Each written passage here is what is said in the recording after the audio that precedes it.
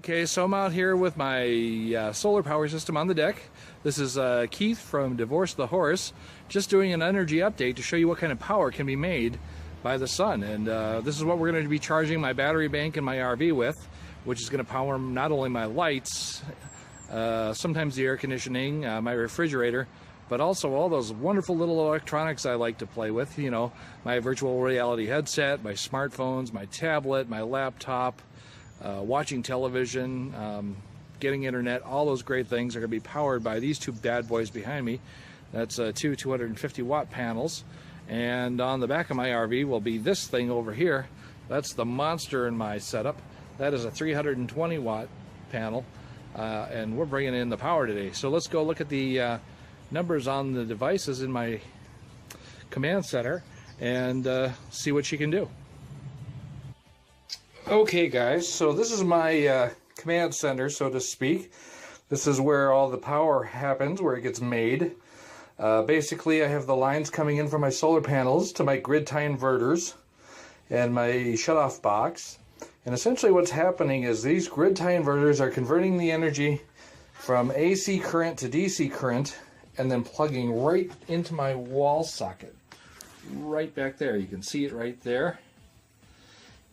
And that's what makes energy from solar panels. These are like the converters. They're called inverters.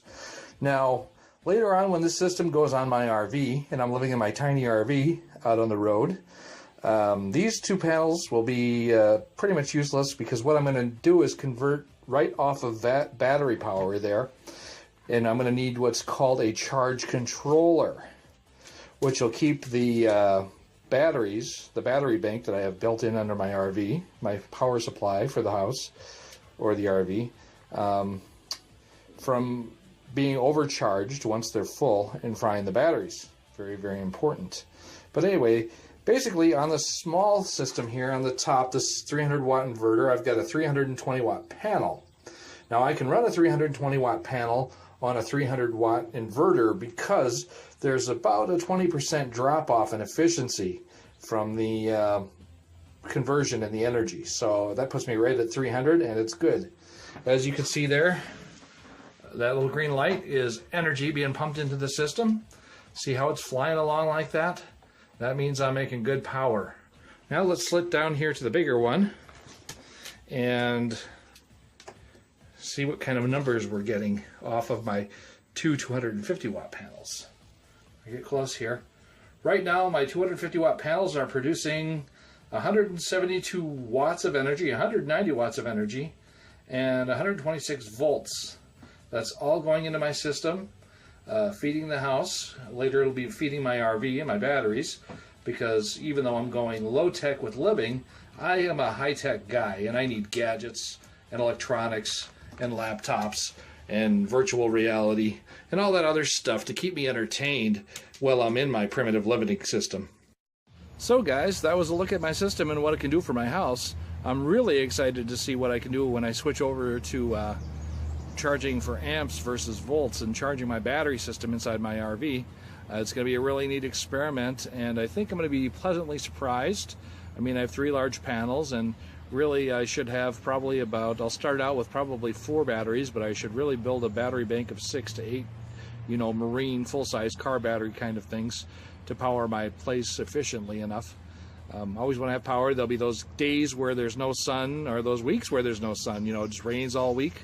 And I still want to be able to watch television at night and not be plugged in my RV.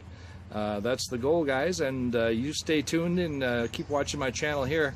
And later on this fall, when I get into the RV, we'll see where these things go, and we'll learn some things. And just remember, we're going through this together, you and me. This is an adventure.